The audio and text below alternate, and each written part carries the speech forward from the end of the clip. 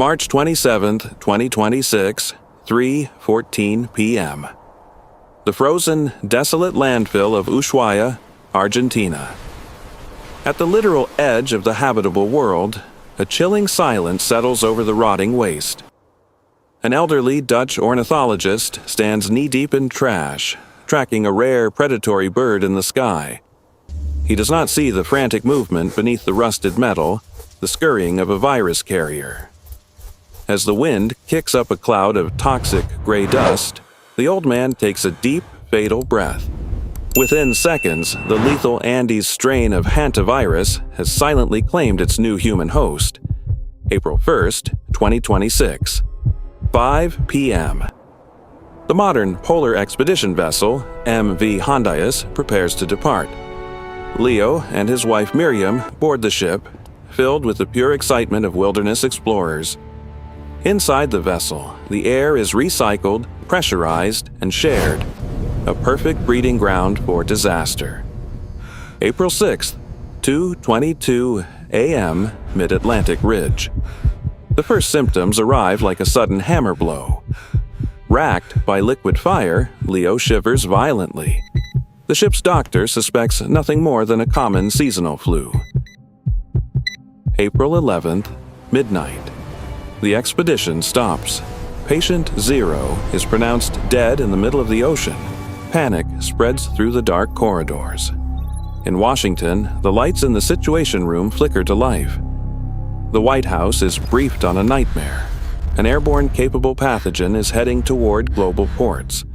The World Health Organization issues a private red alert. No country must let the ship dock. The MV Hondius is officially a pariah.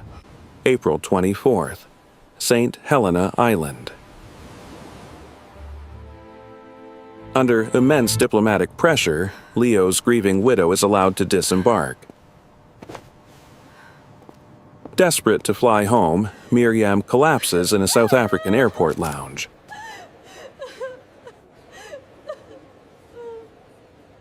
The virus has escaped the ship. It is in the air of international terminals. In Moscow, a total freeze is ordered on all South American arrivals, while private security teams move elite families to undisclosed biosecure luxury bunkers in the Texas Hill Country. May 10th, 2026, 6:15 a.m. Santa Cruz de Tenerife, Canary Islands. The morning sun breaks over the Atlantic, but the atmosphere on the docks remains completely frigid. A phalanx of Spanish police and medical personnel in Level 4 biohazard suits stands guard. The MV Hondius, now a scarred monument to human vulnerability, finally moors at the restricted industrial pier. The world watches through the long-range lenses of news crews as the remaining passengers emerge, not as vacationers, but as survivors. Among them are those who spent weeks listening to the coughing of the dying through thin cabin walls, knowing that the very air they breathed could be an immediate death sentence. The Spanish government, under intense pressure from global leaders, transforms local military barracks into a high-security isolation ward. This marks the start of a 42-day countdown to see who among the survivors will be the next to fall.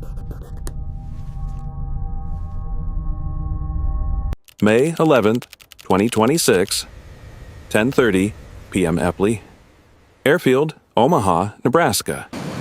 A white, unmarked Boeing 737 touches down in total darkness. On the tarmac, a convoy of specialized ambulances waits to transport 16 Americans directly to the National Quarantine Unit. These individuals, once simple birdwatchers and retirees, are now treated exactly like radioactive material. Inside the facility, they are placed behind triple-paned glass, monitored continuously by sensors that track every single heartbeat and respiratory tremor. In the digital shadows, tech titans begin pouring billions into autonomous clean rooms and private diagnostic satellites. realizing that the era of the unreachable luxury getaway is over. The MV Hondius outbreak has proved that even the most expensive ticket in the world can lead to a destination no one ever wanted to visit. June 1st, 2026, 2 p.m. Geneva, Switzerland. The World Health Organization headquarters. Senior officials stand before a completely silent assembly of global ministers. The final tally is grim. 9 confirmed cases, 3 high-profile deaths, and a world forever changed by the realization that a single bucket of trash in Argentina can bring the global economy to its knees. The Andes strain did not become a full pandemic this time, but the near miss has sent a massive shockwave through the highest halls of power. International leaders quietly agree to a new set of maritime biosecurity protocols. Yet the underlying fear remains. The long-tailed pygmy rice rat still scurries through the landfills of the South, carrying a code that human science is only beginning to understand. The story of the MV Hondius ends not with a cure, but with a warning.